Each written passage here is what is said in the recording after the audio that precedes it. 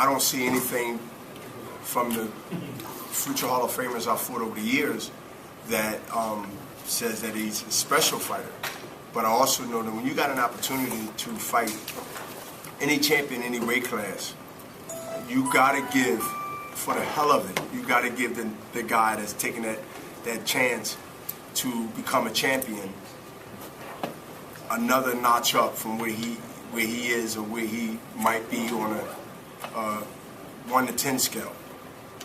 Automatically, when a person, and I can relate to this, get a chance to fight for a championship, you got to say that he's going to be better than he was at any other fight in his career, because he understands, A, that he's fighting a person, that he can't make a mistake, that he can't look at it as there's more opportunities out there, especially at this stage when there's so many fighters and less dates to be shown on TV.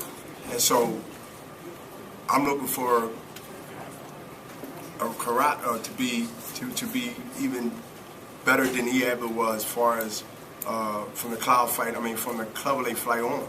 So I'm anticipating that. At least one thing I'm doing, I'm telling myself that, because if I don't, then I'll go in there thinking that, okay, he's a number one contender, there's a guy that nobody really knows, but he becomes someone if he do something that never been done to Bernard Hopkins, or if he beats Bernard Hopkins, he becomes a major player in the game. Now, my job is not to introduce him in that way to American fans. And so, to me, I look at it like this: the defense attorney don't have the high burden. Who has the high burden in court in America? I can't speak about other courts in any other system in another country. Is that the DA who pressed the charges? Is who come to actually start the fight has to prove the higher burden. So I look at that on the court side, and I look at that on the side of where I feel that no matter if anybody know this guy, because there's going to be questions between now and New York City press conference in another week. There's going to be, who's this guy, this and that. I'm going to not go for that. I'm not going to say trick, because that's a legitimate question. And I have to give a legitimate, common sense, experience answer to it. It's like, yo, wait a minute. That's because there's going to be people like, who's around? Listen, wait a minute. This guy here has a chance to be known through me. I don't want to be known on that positive light. I want to be known on, okay, another one bit the dust. He can't feel too bad about it, because he goes in a deep pool of line of even some of the greats of our era, of my era. How do you get him to be known to? I mean, how do you? 99% of the people that might watch or come have never heard of him or seen him. How do you get the public to understand that this is a legitimate contender, that he is a solid fighter, that he is my mandatory, that he's here for a reason? I cannot give the public and the boxing world an invitation or cosign that this guy is good. My job is to make this guy be really the opposite and really do two things in one. My thing is that, A, verbally I'm telling everybody, this guy had to beat somebody and get to a position to be number one contender. Who he fought on his card, on his record, to show that he's capable. Okay, for Cleverley, it's word that me and Cleverley might fight, and it still might be out there. And a lot of his fights been in Europe and European, but in the Europe states. But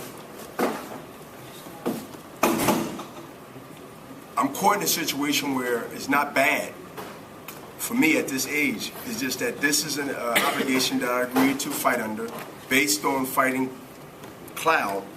The winner will fight the number one contender. We gave him step-aside money, $100,000, and Richard Schaefer, during the brilliance of boxing, he negotiated a purse already set in stone. If I won the fight, this what the fight would be, without going to a purse bid or risking that. It happened for us. What can I do to show that this guy is capable and should be there? I'm saying that I don't want to do anything, from my perspective, the other side of money is saying, look, I don't want to do anything. That's what I'm saying. This fight, the burden is on me. I got the high proof in this thing. I'm the DA pressing the charges. And I look at it like, yo, exactly. He really don't have to do anything but come here. If I win and I don't win impressively, you know, there might be fights out there, but I need to have this fight to be to the point where even in this position, I can call out anybody in the light heavyweight division or a super middleweight division or the guys that don't want to come up because I'm still there. There's a lot of guys that's really on Jenny Cray because they don't want to come up to my weight class. And so I understand that. Listen, I understand that there's a lot of guys underneath me just waiting for B-Hop to leave so that light heavyweight division will be back to the 80s. And anybody know about the 80s and the late 70s in light heavyweight division when you had Marvin Johnson and Saad Muhammad and you had you know, all these guys, the Mike Rossmans of the world. You know, a lot of these guys come out of Philadelphia and Jersey, the Jerry Bo Martins, and you know, the light heavyweight division. If you look at the next two or the weight division underneath, because nobody comes from cruiserweight and go down, they go to heavyweight. So you look at from the middleweight, the super middleweight, and the light heavyweight division. Those guys don't go down in weight; they come up in weight. And so I look at that being a crossroad in the next year or less. That the light heavyweight division will be, with the names and the talent underneath that, it's going to be something that I know is going to blossom, and I'm looking at it this year. So I have to make sure that even though nobody know this guy, good. I don't want you to know him. Only when it comes to promote this fight, and then when I take care of this mandatory, and I take care of this defense as a lightweight champion, one of the lightweight champions, then I would be able to say, let's unify if we can do it. Or those super middleweights and two good bouts is coming up. At least one. One was canceled. One is coming up, and I think y'all know what I'm talking about. It's right underneath my weight class. It's easy to eat 175 pounds. Everybody know it. There's only a stopover from 68 to be 75 within a blink of an eye. So there's the burden again. It's on Bernard Hopkins. So not only am I fighting Carl Rock, I'm fighting the next super fight that I didn't have since the De La Hoya fight. If my memory and my numbers is right, the last super fight that I've been involved in was my partner, Oscar De La Hoya. And if it might be off for some numbers, that was well over 6 years. So I'm craving for that, to be motivated more, to know that I got to not only look good in this fight, but I got to win this fight spectacular. And I know this fight is more in stake than even the Cloud fight, but I had to get through the Cloud fight to get here. Because y'all knew Cloud. Y'all knew Cloud. Y'all knew who Cloud was, and y'all knew what Cloud was capable of. And some say the Cloud fight was tailor-made. His style was tailor-made. Well, this guy has a straightforward style also. And he's coming from the fights that I've seen, which is few. He comes hands up, more like a winky right, and he comes forward. And so, and again, I keep building a case against me, but I'm not building a case against you. I'm just telling you, you might not know this guy, but in the same token, look at all the challenges that I have to actually overcome, even to fight him or anybody else that was known or not known in this particular fight here. Because when July 13th comes, and if you do the math and the numbers, that makes me 48 and a half years old. 48 and a half years old. I have to remind people of that because that's very close to 50. And if let me finish for a minute, because I know if I downplay the age factor with the success, then I'm doing myself a PR disservice. And I've learned how to say to myself, if I be nonchalant about something that's not done often in any sport, then I'm a damn fool. Because if it was happening in basketball, if it was happening in football, rugby, hockey, golf, then there would be an outpour of what a unique thing / what Lance Armstrong fooled y'all with. So I must be boldly but correct and accurate by saying that here's me, who ready to fight Carl Marat or Donald Duck, who's representing the highest level of representation of a world champion at 48 years old. I can't let nobody, not that Dan is doing this, but I can't nobody let them give me all the credit. No, and give me all the credit and say that, Bernard, with you, who's counting? I'm counting. Because if I don't let it, listen, no, because I've been hearing, but because I can't let the industry or people out of the industry downplay it because of the way I live, the way I am, and the way the stories get to be old to people, because I've been around so long where it's like, okay, yeah, we know Bernard East Coast, none of this, but if for my own personal reasons after boxing, if I'm planning on building the brand of Bernard Hopkins on the positive side and sending the message to the young kids and even the older kids and the older people that you can do things without cheating, you can do things without taking a shortcut. There's a fighter that fought our friend Gabe from Philadelphia, who fought on the undercard of the Mayweather fight. And Rosado is a guy that I use in camp for championship fights that I had at least 7 times. He's considered my protege. And he trains with Danny Davis in the gym with the weights as we speak today. So when you see guys fight their heart out, and I know I might be jumping on another horse, but I'm coming back to what this real sit down is. And when you see guys that put their heart out and train hard and want to change things for their family and themselves, and then you see somebody else who in the same business that you into, that got to do something, right? Everybody knows what they taking. We're grown men. When somebody give you something to say, take this, and you don't question it, you should take full responsibility. There's no grown man should be able to say that only reason that I had this in my system because somebody gave me something to eat. Well, if somebody can give you something, then you don't know what you're taking, then somebody can poison you. Somebody can kill you. Are you a fucking idiot? So when I hear this stuff, man, it makes me fucking mad, because when you see a guy that's doing it the right way, and you see these people sitting around and they nonchalant it until it backfire, and to the point where you show that you're looking like you're supposed to be 48 years old or 50. But when you do something the right way, this country got a problem really with right. What's promoted is always wrong and negativity. The guy that's doing right gets no coverage. But the guy that's scudduggery, subterfuge, and deceit, that's the news. That's what country we live in. I can't change it. I'm just bold enough to speak about it. So we are hypocrites, including me. Because if this sells more than this, then why are we talking about positivity when we really don't mean that?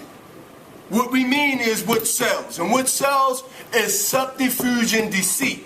Look it up. So here I am, a year and a half from being 50 time July 13th come. And I'm still taking names and whooping ass. And you telling me that's not a story because I'm in this secret world of boxer, like the secret world in the world? If you do the finger signs and the Masons and all that. So we live in our own secret world when the bullshit comes. But let somebody else, Italian, do what I did. Let somebody else that was Jewish do what I did. Let somebody else was Catholic do what I did. Let someone else in any other sport, Bernard, did and do what Bernard Hopkins do. I couldn't walk the street unless I had 30 bodyguards. Why? Because the demand for him will be so strong. And the coverage behind, and the gods that rule who believes in this product and believes in that product is by what people read and people see.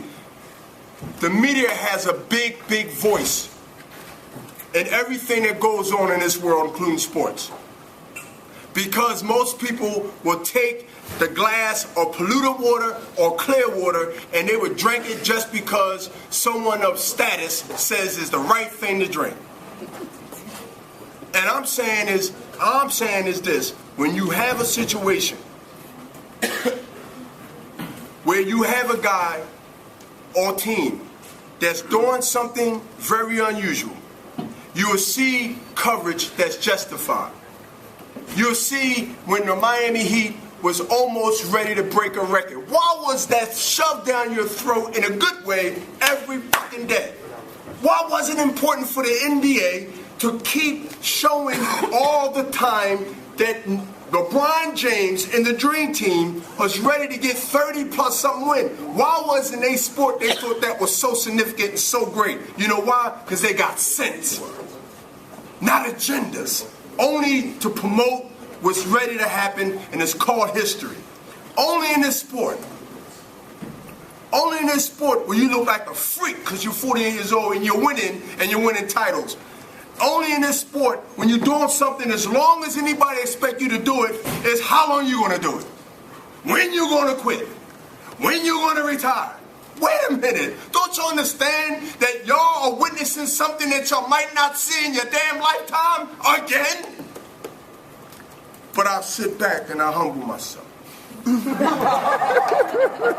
And I'll say to myself, I say, okay, forgive those who don't know. That what gets me through. No, seriously. Because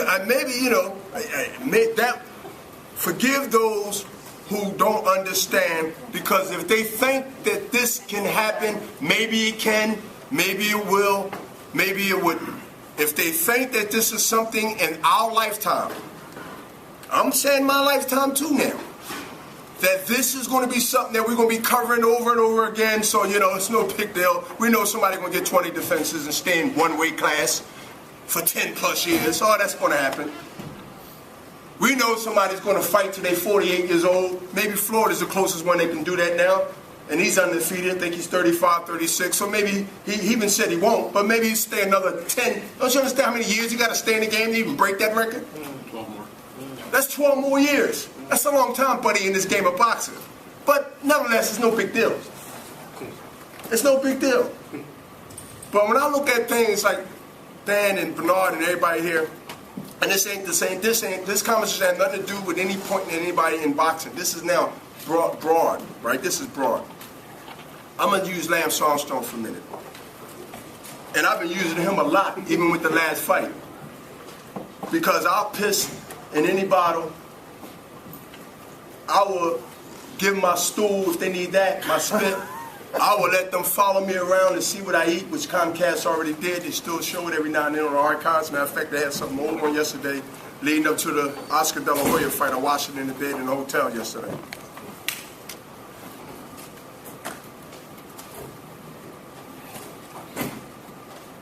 Lance Armstrong pulled the ultimate betrayal and the biggest con in sports history that I know of. I mean, he beat Pete Rose out and he was just gambling. There's a guy that we all know by admission who had the greatest empires of Nike and all the brands fooled, right? Right? Yes. Here's B-Hop, Bernard Hopkins, the executioner, with a story behind himself. No means I ain't perfect. But in this game of boxing, the way I live, I am super perfect. Super perfect when it comes to taking care of this body and taking care of myself. I wouldn't be here this long, y'all. You think I'm that good? I'm not that talented that way. Roy Jones was talented and 10 times more than me. Most of the fighters in my era, including the James Toney, them guys was more talented than me all around the board, and I'm not just being nonchalant about my talent. But something that I understood from day one. You keep your body clean, your mind clean, and you don't get caught up in this bullshit that goes on with success, you will be all right. And I live by them codes, man. And that's why it's hard for these young fighters to beat a Bernard Hopkins here and even the physical, because I took care of my temple. They on the floor after the fight tonight, most of them, at a club somewhere. I'm in a hot tub or in a bathtub, no matter how many rounds the fight went, in my suite. That's the difference between longevity of resting, taking care of your body. Because even though you knocked the guy out in the first round, what about the 9 weeks of trauma of training and sparring, hundreds of rounds? What about that rest? Oh, I didn't think of that, Bernard. I didn't think about the sparring part. I just thought about me fighting when I get in the ring. And as long as I'm okay, I'm okay. No, man, you went through 9 weeks of training with different guys banging on you. You going 10 rounds and 8 rounds, and you're doing this at least 3 days a week. No, 3 days a week. Normally people spar. I train my minds Monday, Wednesdays, and Fridays. What about that trauma year after year after year after year after year after year after year? Nobody never told them, because boxing now is 99% trainers and 1% or less teachers. We just lost a great teacher, Emmanuel Stewart. Then we lost to Angelo the Great Dundee. We got trainers that want to, and I'm going on another horse now. We got trainers that are trainers and they want to be bigger than the fighter. But nobody, Dan, has. We lost the teachers. And when you lose the teachers, you lose longevities of fighters who defend their title, who break records, who stay around long enough. Floyd Sr., teacher. Freddie Roach, teacher. He's a teacher. He come behind the teacher. The great Eddie Futch, he's a teacher. This guy's they are teachers, no trainer. There's a lot of trainer gets in the ring and he train you to do what? There's no teachers that give you the IQ of the do's and don'ts. I was taught to hit and not get hit. Today's world, you gotta hit and get hit to be excited to sell pay-per-view until the butt's in the seat. I can't fulfill the obligations to the networks. I can't do that, because even if I become excited, I wouldn't be around that long if I had 1% of the great Arturo Gatti style. I wouldn't be sitting here talking clear to you and understanding what I'm saying without my brain scrambled if I took the page out of fighters who thought that they had to fight to be able to be popular the way others dictated to. I can't do that, because when this short career is over, don't look at me and say, oh, you can have a career for 2 decades or 3 decades. No, Bernard is an alien. Don't forget it. You can't use him for any example that goes on in this boxing. He is from Pluto, no aging process there. He's a fucking alien, and you gotta make no examples towards Hopkins. Anybody else, yes. But you got a 10-year window in this game, if you're lucky, and that's it. Every reporter's got knowledge in this game sitting at this damn table. Know that if you get 10 good years to make money and maybe to become champion 1 or 2 times, that is damn good. 10-year run. Anything surpasses that, consider yourself damn lucky. And you're talking and seeing the man here that lived by the code before I got here, that's right now by the math of 1988, Clinton Mitchell at the resorts in this casino, or in this Atlantic City area. You looking at a man that's going on 3 decades of boxing. 1988, 2013. And I'm saying, Bernard and Dan and everybody here, is that I believe that I am chosen for this and have been chosen for this positions, even with the ups and the downs and my misfortunes and my self-inflicted wounds on my own self. But at the end, my history shown that Bernard, love him or hate him, is a damn fighter. He don't give up. He speaks his mind. I totally disagree with him. But you know what? If he believes that and that moves him, then God bless him. Do what you got to do. Ask you something. Because you mentioned you're going to be 48 and a half. That's a great accomplishment. And if you do something at 49, it's a great accomplishment too. Let me throw out a nice round number. 50. And you mentioned the U word, unification. Shooting out there, Cleverly's out there, boxers don't fight every day. If you were to have those fights, you're probably now looking at 49 something if you were to win those fights. You have to know that if you won those fights, you're 49 and a half and retired. It's not going to have the same historical impact if you won a fight or were still champion and retired at 5-0. You've said that you didn't think you were going to go that far, but by the same token, you got to be aware, someone is aware of history as you are, that if you do take it that far, that's like putting it in another stratosphere. Absolutely. If I chose, and only right now at this time that it's not too much of a long future distance I look in to accomplish anything in boxing, because of I got more in front of me than I got more in back of me than more in front of me as far as the time that I want to do this and the time that I should do it and can do it. Respectfully do it. But that's one thing I do want to do is make sure that I fight the fight that people want to see. I want a super fight, Bernard. And I don't think that super fight is in right now in the division of the light heavyweight division with anybody that having a title right now. And I'm just gonna mention names. And when I say old, I'm too experienced. I should use the word of saying if I mention people names like this guy got on there from Frouch's camp manager or whatever. Sometimes glad Bernard think that know that Frouch is marketable and he's the man.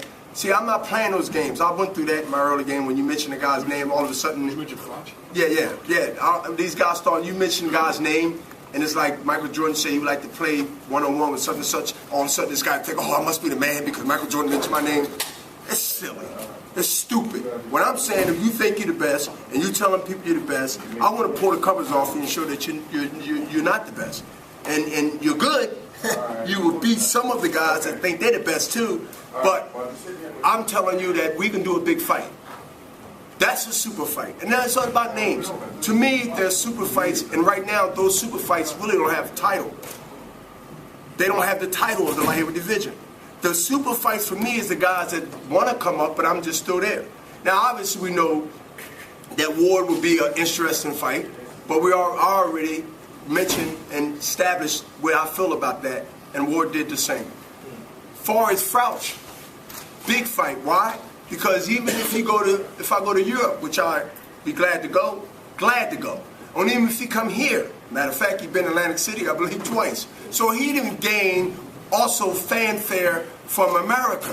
So Bernard, to be honest with you, to answer your question, right now there's no super fights other than me being the only piece of the light heavyweight division with another name going in the ring with me saying, you know what, that's a super fight. Because now we got two markets. We got the American market and we got the European market. If he beats Kitzler, I think that will be one of the super fights we can do no matter if we're on this pine or that pine. Another one I want to mention that will be another super fight. Any of those guys that's coming up, they call my name out after I beat Cloud. One of them trained by the same guy that trains Cloud. Triple G, third G. They said, well, Bernard, he's a middleweight.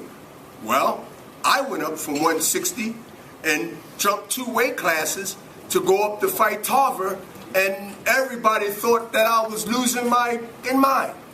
Matter of fact, if I'm not mistaken, I was a 6, maybe 7-1 underdog in that fight. So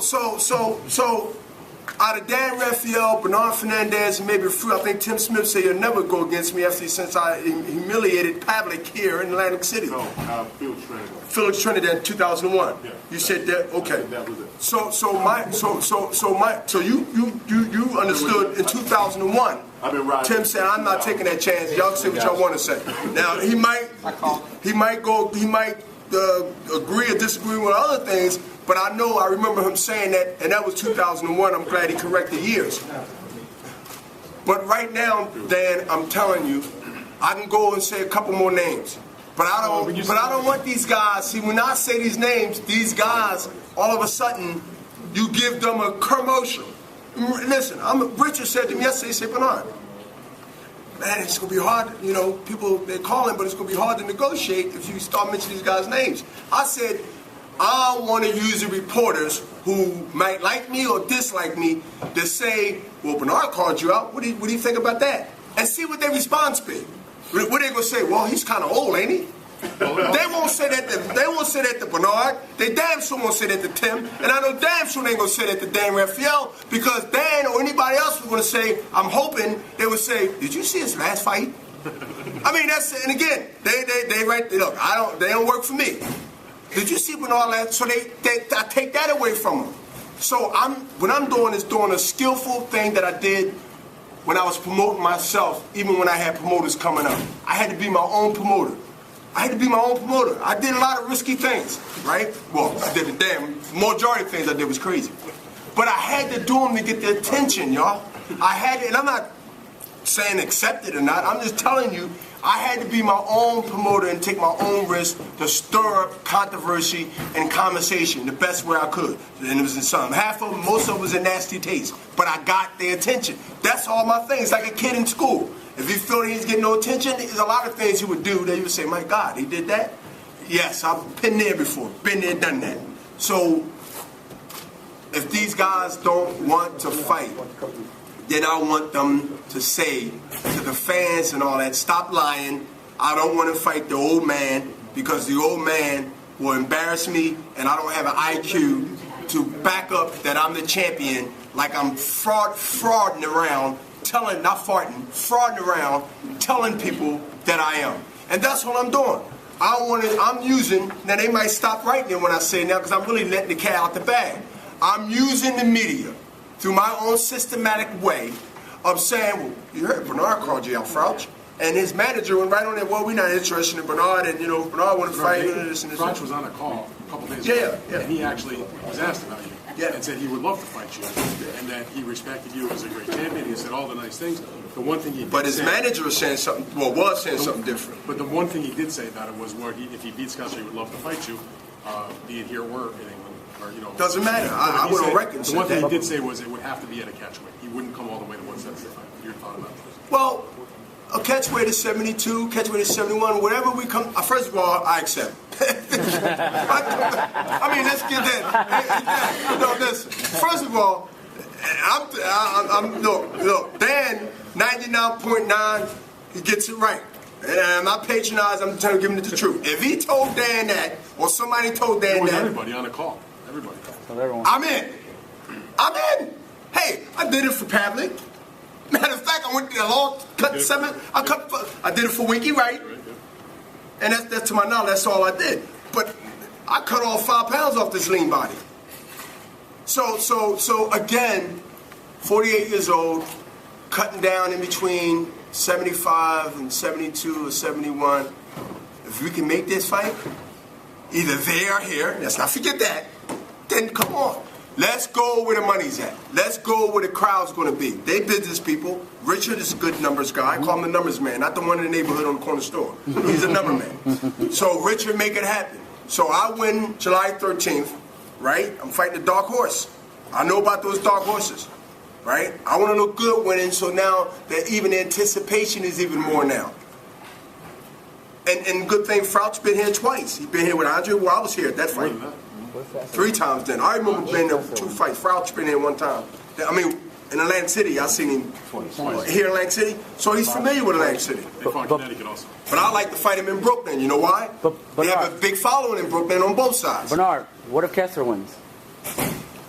Well, my thing is, then he'd be the guy that I wanted to fight, so obviously he becomes interest. But I don't see Kessler winning. Why not? I think that Frouch become a better fighter, and Kessler haven't fought the quality opponents from the last time they fought up to now. And I think he's been sitting more than he's been in the ring. Frouch has been kind of active, and he's a champion now, and he got a lot of experience by fighting Andre Ward and fighting fights before then in that tournament. I forget the Butte fight, who he, of course, see what he did to that, Butte. And I thought that was going to be a little tough. Matter of fact, I picked Butte to win that fight. So I'm going to tell you, I'm a victim of getting wrong, too. I'm not a victim. I'm accused, or at least wrong for saying that he was going to do certain things he did. From those fights, he surprised me. And he's no cream puff. He has an awkward style. The press conference would be off the hook because he has a personality. And it'd be something I don't have to do all the work. But these young guys, I got to actually, like, who do you think want to promote this fight July 13th? You are. The man don't speak English. He's coming over here, and I'm not making fun of who can speak, but, I mean, we know in boxing, it's best to know some English. Because to be branded as the guy, you got to get pressing You know, like you go to church, you got to get in the United States. You got to get the blessings here. You know what I mean? Oh, Father, you got to get that here to be able to go anywhere else. I don't care who you are. You got to come here and get the blessings. That's why they come here to get introduced to the world.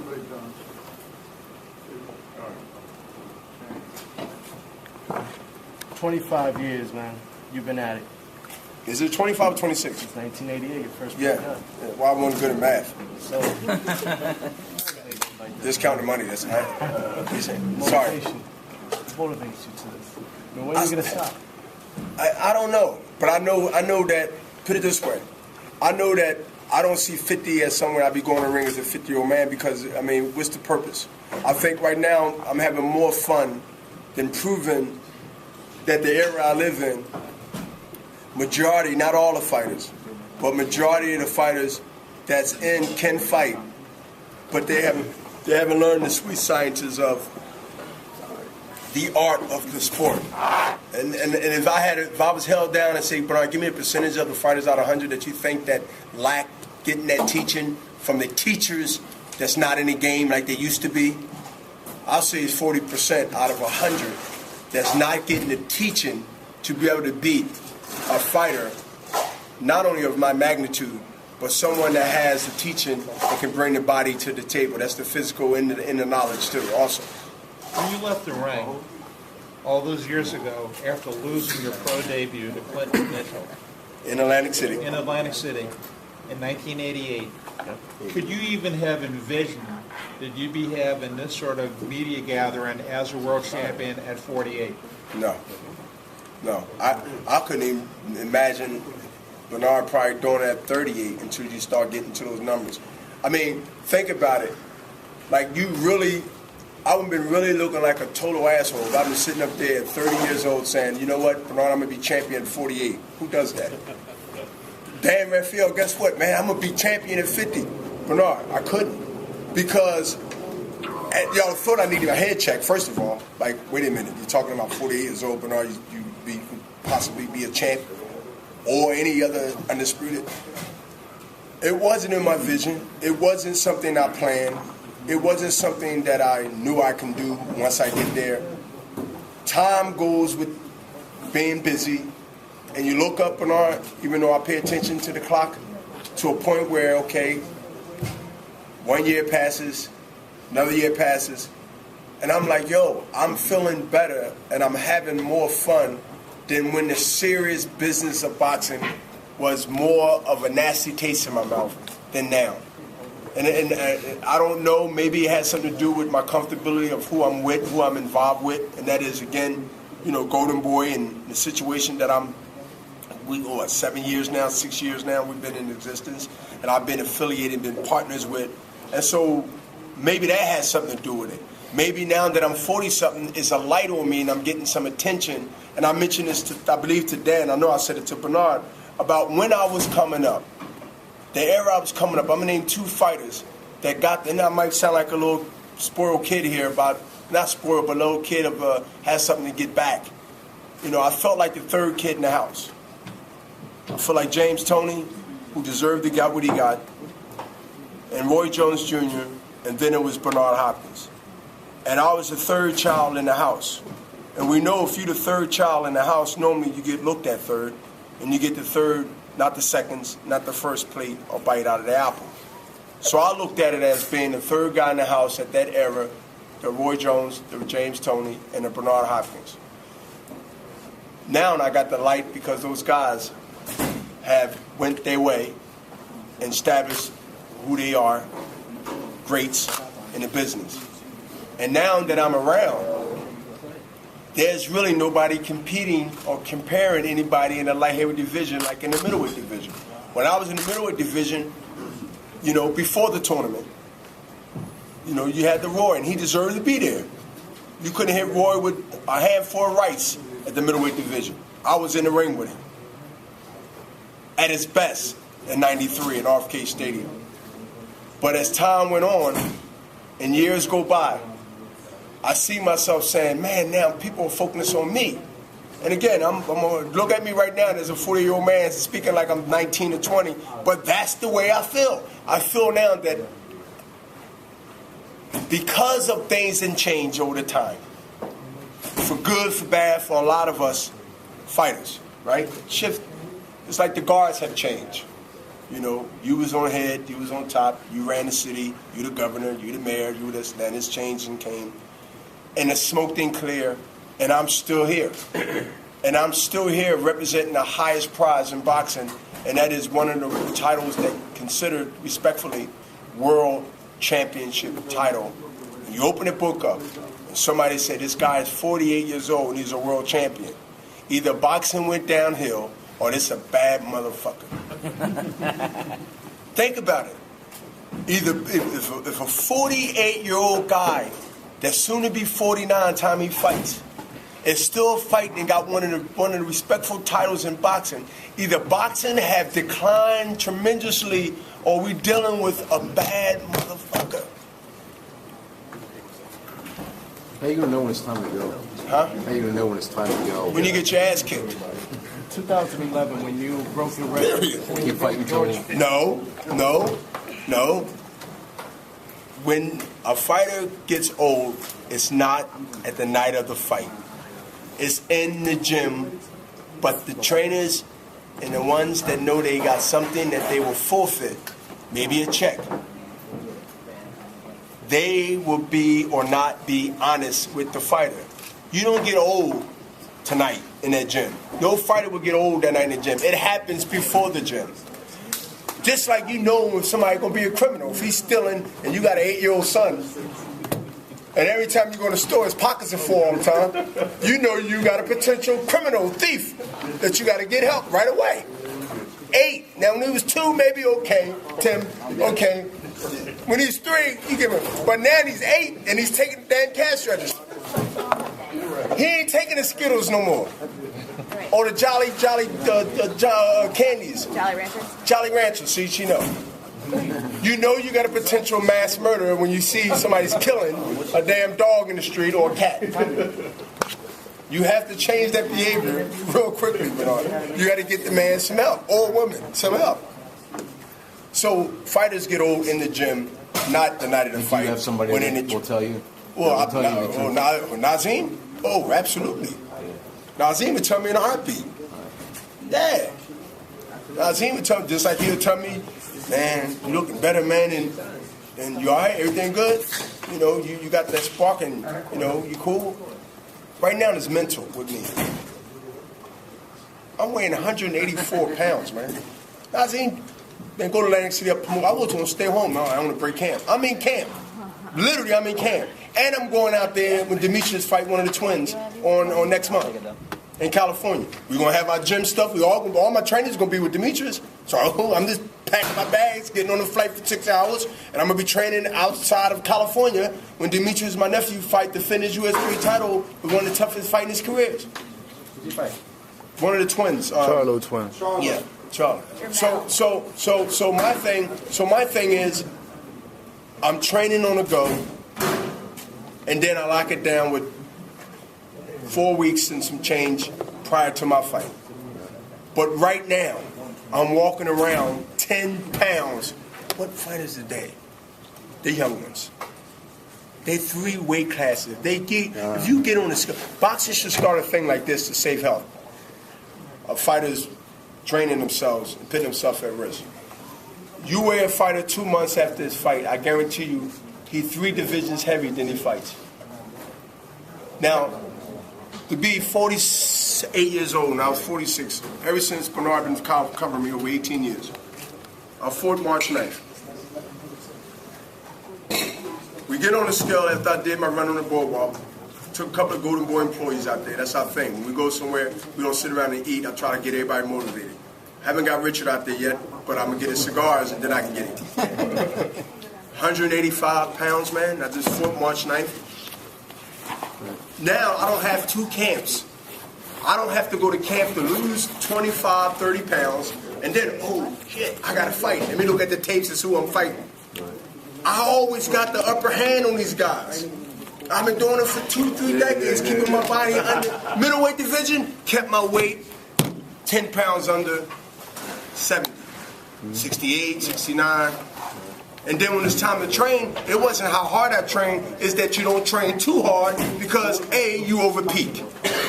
Bernard, you've mentioned numerous times that you won't fight Andre Ward, but is that a tactic to get the networks to give you what you feel that fight is worth? Is that a money tactic you're saying? Absolutely. No.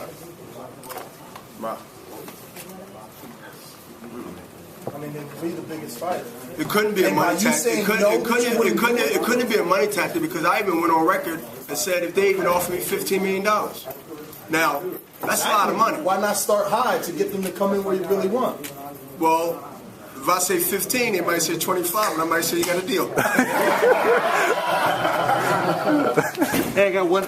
You mentioned James Toney, okay, as being one of the guys, along with Dre Jones, that you know, contemporary. He's doing good. The question for you is: here's a guy who was the exact opposite of you in one way. He turned pro. I mean, I guess the lowest he fought was 157. He had a fight not too long ago at 257, 100 pounds more. How good could he have been if he had lived a life and style and kept his body safe? One of the greatest in the last 20, 25 years with his style, with his defense, with his shoulder roll. Bernard, if James Toney would have kept his mouth shut and stopped eating his mother's bakery goods, he would have been the top three maybe with the Hagler group, middleweight fighter of our era. I mean, he had everything as far as the defense, the offense, but one thing that hurt him was his appetite for food, and it wasn't good food. He lost his career at the dinner table. That's the quote. That's the quote of the day for Jay. And I respect James Toney, and if he's honest with himself, he'll repeat what I just said and agree that he lost his career at the dinner table. He had to fight weight every time he fought, that I know of, or at least 80% of his career, because he never really recaptured that middleweight glory days from the Michael Nunn knockout when he was losing that fight and he knocked Michael Nunn out, I think in the 10th or 8th round.